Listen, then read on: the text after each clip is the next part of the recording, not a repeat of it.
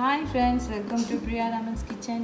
இன்றைக்கி நம்ம பார்க்க போகிறது ரொம்பவே சூப்பரான ஸ்வீட்டான ஜூஸியான ரசமலை ரெசிபி தாங்க. இது எப்படி நம்ம பேக்கரி ஸ்டைலில் செய்யலான்றதை நான் டீட்டெயிலாக இந்த வீடியோவில் காமிச்சிருக்கேன். நீங்கள் இந்த வீடியோவை ஸ்கிப் பண்ணாமல் பாருங்கள், அப்போ தான் உங்களுக்கு தெரியும். இந்த ஸ்வீட் வந்து என் குழந்தைங்க விரும்பி கேட்டதுனால நான் இந்த ஸ்வீட் செஞ்சு காமிச்சிருக்கேன். என்னோடய வீடியோவை ஃபஸ்ட் டைம் பார்க்குறீங்கன்னா மறக்காமல் சப்ஸ்கிரைப் பண்ணுங்கள், பெல் ஐக்கானை கிளிக் பண்ணுங்கள். அப்போ தான் நான் போடுற வீடியோ உங்களுக்கு தொடர்ந்து வரும். வாங்க நம்ம எப்படி செய்யலாம் நம்ம பார்க்கலாம். ரசமலாய்க்கு நான் 2 லிட்டர் பால் எடுத்திருக்கேன். அதை இப்போ நம்ம காய வச்சு எடுத்துக்கலாம். பால் நல்லா காஞ்சிருச்சு. இப்போ இதில் வந்து லெமன் ஜூஸ் சேர்த்து நம்ம திரைய வச்சுக்கலாம். லெமன் ஜூஸ் இல்லைன்னா வினிகர் சேர்த்து திரைய வச்சுக்கலாம் பாலை.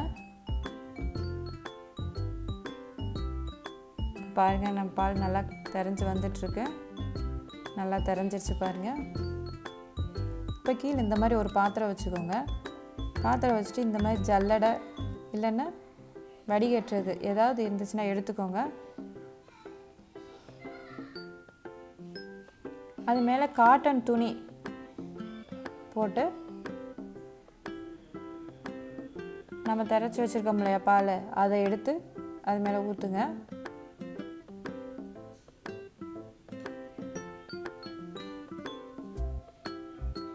ஊற்றிட்டு பச்சை தண்ணியால் நல்லா ஒரு 2-3 டைம் நல்லா வாஷ் பண்ணி எடுத்துக்கோங்க.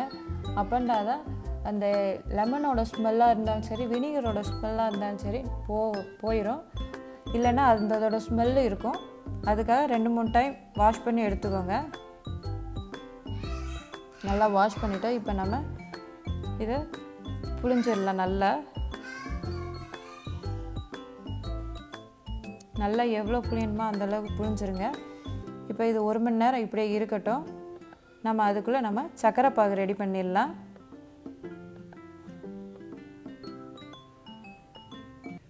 இப்போ ஒரு பேனில் 2 கப் சுகர் சேர்த்துக்கோங்க.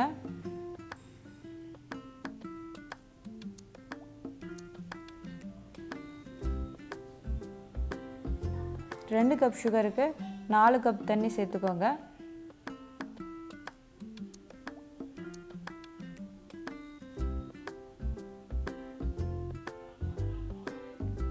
சர்க்கரை பாகுக்கு வந்து பாகு பதமெல்லாம் கிடையாது.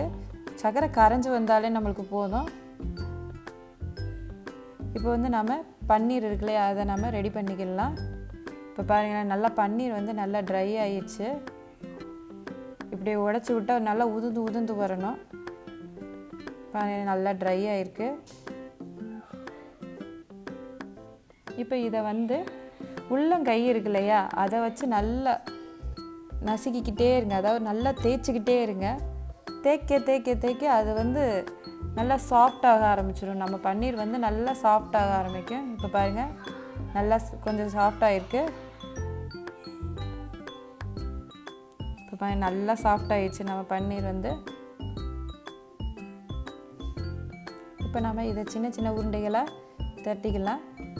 இப்படி நல்லா உள்ளங்கையில் போட்டு நல்லா ப்ரெஸ் பண்ணி தேய்ங்க. நல்லா உருட்டிக்கிட்டே இருங்க. உருட்டிட்டு ரவுண்ட் ஷேப் வரும். இப்போ நம்மளோட சர்க்கரை பாகு ரெடி ஆயிடுச்சு. அதில் வந்து நம்ம செஞ்சு வச்சுருக்க அந்த பாகில் நம்ம சேர்த்துக்கலாம்.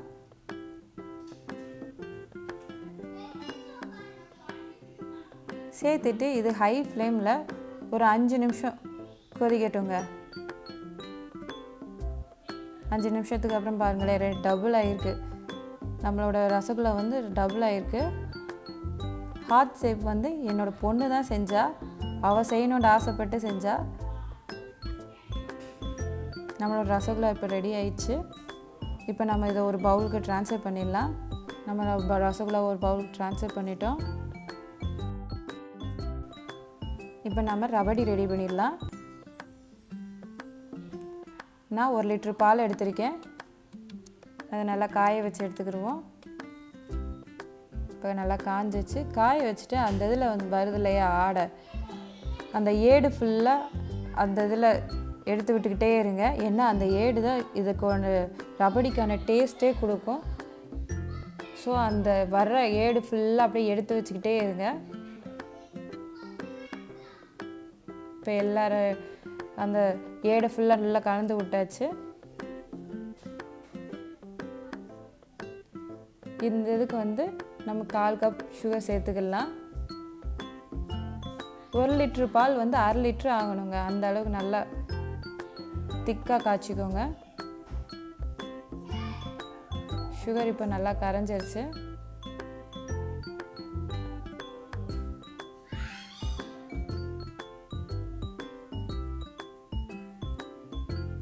இதில் நம்ம இப்போ எல்லோ ஃபுட் கலர் சேர்த்துக்கலாம்.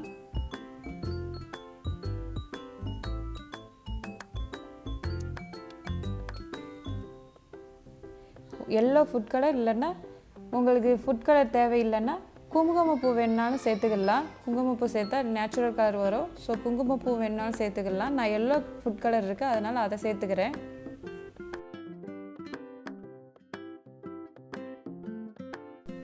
ஒரே ஒரு ட்ராப் வெனிலா எசன்ஸ் சேர்த்துக்கோங்க. சேர்த்துட்டு நல்லா மிக்ஸ் பண்ணி விட்டுக்கோங்க. மிக்ஸ் பண்ணி விட்டுட்டு இது ஒரு பவுலுக்கு நம்ம ட்ரான்ஸ்ஃபர் பண்ணிக்கலாம்.